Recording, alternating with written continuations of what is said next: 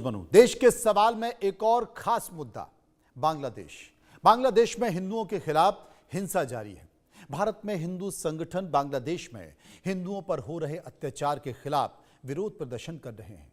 बांग्लादेश लगातार भारत के खिलाफ जहर उगल रहा है। ऐसे में भारत कितना ताकतवर है, इसका एहसास दुनिया की बड़ी महाशक्तियों ने बांग्लादेश को कराया। भारत बिल्कुल शांत है और बिना बोले ही बांग्लादेश को उसकी औकात भारत ने दिखा दी है।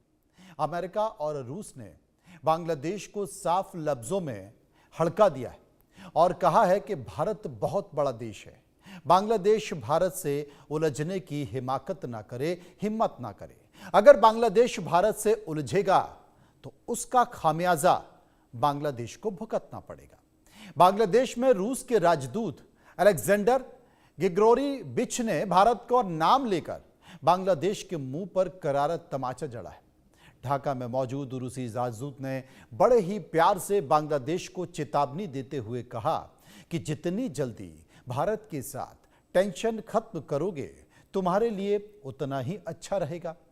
रूस के राजदूत अलेक्जेंडर ने कहा कि बांग्लादेश को आजाद कराने में सबसे बड़ी भूमिका भारत ने निभाई। रूस ने कहा कि हमने भी 1971 में भारत की मदद की थी, बांग्लादेश की मदद की थी। ऐसे में बांग्लादेश को चाहिए कि वो भारत रूस के साथ कंधे से कंधा मिलाकर चले, ना कि भारत को आंखें दिखाए। रूस के राजदूत ने ढाका में बैठकर एक बांग्लादेशी को याद दिलाया कि अपनी औकात मत भूलो।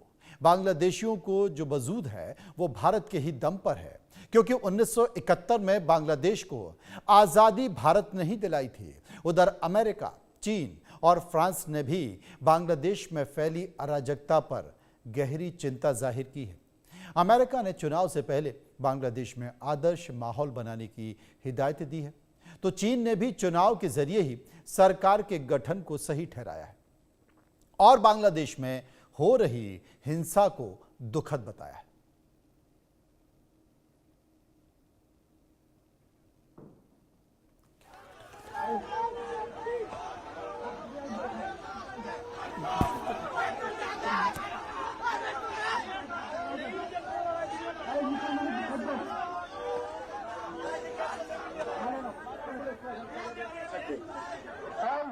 রাজ্য আগুন জন্য রাজপুর অন্বেষণ অ্যাম্বুলেন্স যাবে, অ্যাম্বুলেন্স ছেড়ে দেন, অ্যাম্বুলেন্স ইমার্জেন্সি শুরু আছে। আমাদের 4-5 জন ভলেন্টিয়ার দল তৈরি হন, অ্যাম্বুলেন্স অনেক দিবে শুরু দেন। ভাই না রে, ওই মা ভাই, আমরা ঢাকা করে দেব। কেন আসছিলেন ভাই? আমি মার্কেটে আসছি, আমি তো আন্দোলন ভাই, আমি ঢাকা করে দেব।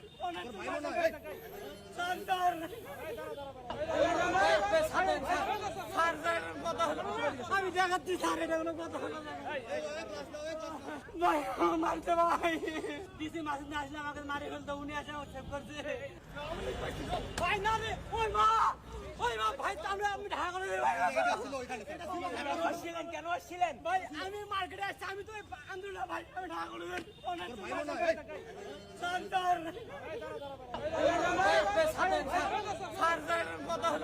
আমি দেখাচ্ছি স্যার, এটা কোনো কথা হলো না भाई, मारते भाई।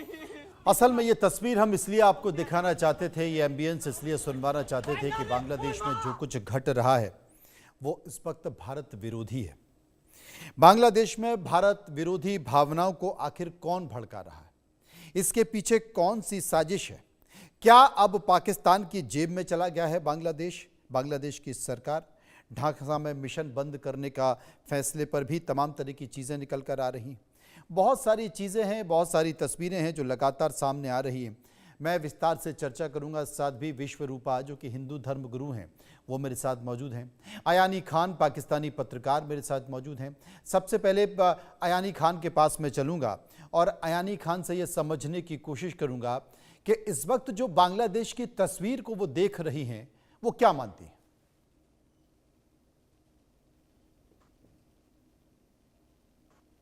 अयानी जी, मेरी आवाज़ आप तक पहुँच पा रही है?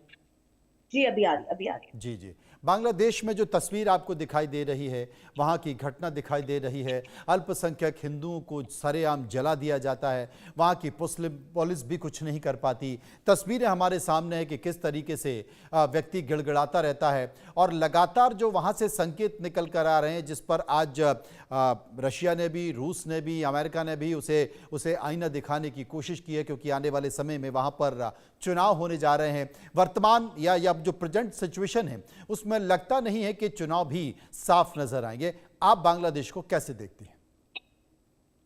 देखिए, मैं कंडेम करूंगी सबसे पहले तो इस तरह के वाकयात किसी मुल्क के अंदर हो, चाहे बांग्लादेश हो, पाकिस्तान हो, भारत हो, मजहब की बेस पे किसी को टारगेट नहीं किया जा सकता।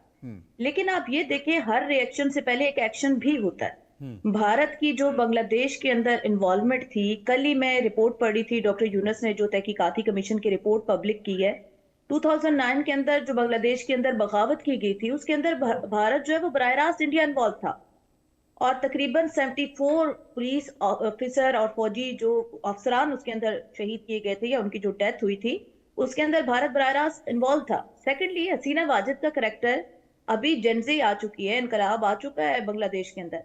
हसीना वाजिद का जो उसके अंदर रोल रहा है, और फिर हसीना वाजिद की बैक पे जिस तरह भारत खड़ा रहा है, तो फिर आप क्या एक्सपेक्ट कर सकते हैं बांग्लादेशियों से कि वो किस तरह का रिएक्शन देंगे? अब तो दुनिया भी बोल रही है, इंटरनेशनल मीडिया आप देख रहे हैं, वो भी कह रहा है कि भारत को अब इन्वॉल्वमेंट छोड़ देनी चाहिए। बांग्लादेश अब 1971 वाला बांग्लादेश नहीं है। अब हसीना वाजिद का जो टेन्योर था वो खत्म हो चुका। भारत अब भी हसीना वाजिद को पनाह दे के बैठा हुआ है, हालांकि उसको वहां पे फांसी की सजा भी हो चुकी है, और बार बार कहा जा रहा है कि हसीना वाजिद को हमारे हवाले किया जाए, लेकिन भारत हवाले नहीं कर रहा। इसका मतलब यही है कि आज भी जो बांग्लादेश के अंदर जितने क्रिमिनल एक्टिविटीज होती हैं, उसके पीछे भारत का हाथ है। अभी रिसेंटली उनका पॉलिटिकल वर्कर जो कि प्रोटेस्ट को लीड कर रहा था, बच्चा उस्मान हादी, उसका जो कातिल है वो भी भारत से बांग्लादेश के अंदर एंटर हुए थे। उसकी सारी फुटेज उन्होंने सामने रख दी और उन्होंने मुतालबा की किया भारत से कि इसके कातिलों को पाकिस्तान हमारे हवाले किया जाए बांग्लादेश के। लेकिन भारत की जानिब से कोई रिस्पॉन्स नहीं आता। बांग्लादेशी एम्बेसी के बाहर भी आपके इंडिया के अंदर प्रोटेस्ट किया जाता है। तो फिर आप क्या एक्सपेक्ट कर सकते हैं एक सोसाइटी के अंदर, क्योंकि वहां पे अब यूथ आ चुकी है। अब ये रियलिटी है, भारत इसको तस्लीम कर ले और अपनी जो सिफारती पॉलिसीज हैं, जी। जो डिप्लोमेटिक उनके अफेयर्स हैं, उसको भारत को अब चेंज करना चाहिए। साध्वी विश्वरूपा जी, अयानी खान का ये साफ तौर पर कहना है, असल में अयानी खान जिस बात का जिक्र कर रही हैं, करीब करीब उससे मिलती हुई बात दिग्विजय सिंह भी कर रहे हैं। दिग्विजय सिंह कह रहे हैं कि बांग्लादेश में जो कुछ हो रहा है वो बेसिकली भारत में अल्पसंख्यकों के साथ जो हो रहा है उसकी प्रतिक्रिया हो रही है। अयानी खान इससे एक कदम और आगे बढ़ी हैं। उन्होंने कहा कि बांग्लादेश के जो अंदरूनी हालात हैं, सियासी हालात है, उसमें भारत को दखल नहीं देनी चाहिए, भारत को वहाँ पर कूटनीतिक चालें नहीं करनी चाहिए, और भारत शेख हसीना के साथ खड़े होकर जिस तरीके से बांग्लादेश के अंदरूनी हालात में दखल देता रहा है, इससे बांग्लादेश की, वहाँ की सरकार, बांग्लादेश के लोगों में गुस्सा है और वो प्रतिक्रिया देखी जा रही है। मनोज जी, देखिए, इस बच्ची ने जो भी बात बताई मैं बड़े ध्यानपूर्वक सुन रही थी, परंतु मुझे समझ आ रहा है ये कहीं बांग्लादेशी तो मुझे सोच नहीं लग रही है। बिल्कुल वही जो इनके आयाना जी के शब्द थे, वही जो बांग्लादेश में हो रहा है। तो यहाँ से समझने की मदद की बात नहीं है, ये पूरी सोच जो मानवता। आप सोचिए कि इंसान इतना ज्यादा कट्टर कैसे हो सकता है कि आप कोई किसी की अगर सहायता भी करता है, मैं मान लीजिए अगर कोई किसी की सहायता करता है, तो क्या बदले में वहां पे ऐसे नरसंहार करना चाहिए? क्या लोगों को जिंदा जला देना चाहिए? क्या जिंदा मार पीट पीट कर मार देना चाहिए? अभी दीपू चंद दास जी की जो हत्या की गई है, या बहुत सारे आप देखिए पीछे भी कैसे महिलाओं को घसीटा जाना चाहिए। क्या ये इन्हीं बातों के आधार पर हो रहा है? सोचने की विषय है कि क्या आपकी सोच हो गई है। मानव योनि में होते हुए अगर आप ऐसी सोच रखते हैं तो निश्चित रूप से ये कहीं ना कहीं सारा पाकिस्तान का कनेक्शन है। 1971 इतना एहसान फरामोश हो गए हैं कि 1971 भी याद नहीं रहा, और आज यहीं से जो जिन लोगों से बचाया था वही लोगों का साथ लेके आज हिंदुओं के साथ ऐसा हो रहा है। और हमारे यहाँ तो अगर कोई नेता ऐसा कह रहा है तो राजनीतिक रोटियां सेकने के लिए कह रहा है। बहुत ही शर्म की बात है, बेहुदा शर्म की बात है। अभी आप फोटो, अगर आप ये जो आप क्लिप हमें दिखा रहे हैं, अगर ये देख के भी दिल नहीं दहल रहा है, किसी को दया नहीं आ रही है, क्या आप इस बात का, मैं अपनी बहन से पूछना चाहूंगी कि आप इस बात जो हो रहा है बहुत अच्छा हो रहा है?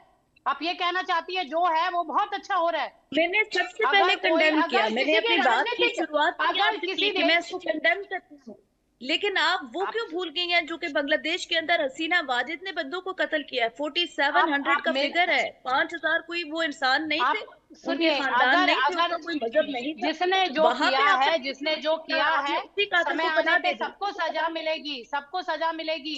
अगर कोई, मैं कह रही हूँ, चलो किसी की सहायता भी की, किसी की मदद भी की किसी कारण से, तो क्या बदले में किसी और लोगों को मार दिया जाए या किसी और के साथ ऐसा कर दिया जाए? आपने एक क्या आप कातिल इस की बात को मदद की। मानते हैं? आप ये गौर करें ना कि आप एक कातिल की मदद कर रहे हैं जो अपने मुल्क के अंदर फौजी ये तो अफसरान उस को मार के आया हुआ है, अब अपने आप ये यूथ को। दीपू वहां चंद पे दास कौन प्रोटेस्ट से करने वालों कातिल को थे? अपनी फौज को ऑर्डर दीपू दे रही है चंद कि दास इनको कौन से गोलियां मार दो। कातिल थे? आप उसकी मदद पीछे कर वो रही हैं।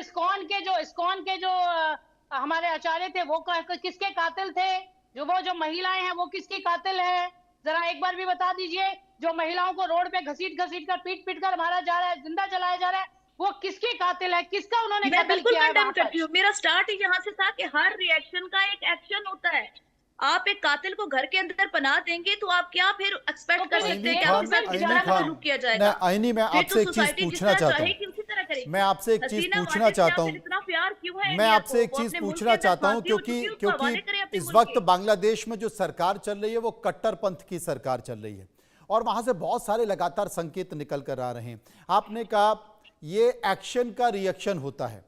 बांग्लादेश को किसने आजाद कराया 1971 में, ये सबको पता है, ये बताने की जरूरत नहीं है कि भारत की भूमिका वहां पर क्या रही है। आपने कहा एक्शन का रिएक्शन होता है, तो अगर इस एक्शन का रिएक्शन भारत ने बांग्लादेश को दे दिया तो क्या होगा? लेकिन उसके देखिए, बावजूद भी मैंने भारत स्टार्ट संयम में भी बरत ये रहा है। कहा ये कि देखिए आप 1971 वाला भारत नहीं रहा। दुनिया बदल चुकी है। आप जेनजी के हाथों में आ गए हैं। भारत यही तो नहीं समझ पा रहा कि अब अपनी सिफारती पॉलिसी उसको जब बदलनी होगी। किसी की अब सहायता हर मुल्क के करे तो अंदर इंटरफेरेंस 1971 नहीं वाला भारत चलेगी। बदल चुका है। आप सोचिए, अगर किसी एक देश को बना दिया है, बचा दिया है, तो क्या वो भूल चुका है? वो फिर एक्शन का रिएक्शन नहीं होना चाहिए था? अगर किसी के साथ अच्छा एक्शन किया गया है तो उसका रिएक्शन अच्छा ही तो होना चाहिए था। ये तो एक्शन का देखिए, एक रिएक्शन तो हर जगह ही है। मुल्क को बचाया नहीं गया, वो एक बहुत लंबी डिबेट हो जाएगी। एक मुल्क को तोड़ा गया और एक मुल्क का हिस्सा बना दिया गया, लेकिन चले, अब वो एक अलग मुल्क है। मैं उनकी सॉवरेनिटी की रिस्पेक्ट करती हूँ कि वो अब आजाद हो चुके हैं। उनको पूरे राइट है कि वो अपना डिसीजन करे। सिर्फ पॉइंट उनका बांग्लादेशियों का जो है, मेरा भी वही पॉइंट है कि उनकी जो कातिल है, वहां पे जो इंसानी हकूक की खिलाफ वर्जियां करने वाली खातून है, भारत को उससे क्यों इतनी हमदर्दी है? भारत वापस कर दे, इंटरफेयर ना करे परंतु उस वहां मुल्क के पर अंदर। उसके बाद कोई एक्टिविटीज होती है तो भारत स्टैंड ले उसके ऊपर। लेकिन मुझे लगता है चाहे शेख हसीना की पार्टी हो या जाहिदा की पार्टी हो, वहां पर हर पार्टी पर रोक लगा दी है। वो मुझे लगता है मोहम्मद यूनुस चाहते नहीं है कि कोई भी दूसरी पार्टी चुनाव में उस तरीके से पार्टिसिपेट कर पाए।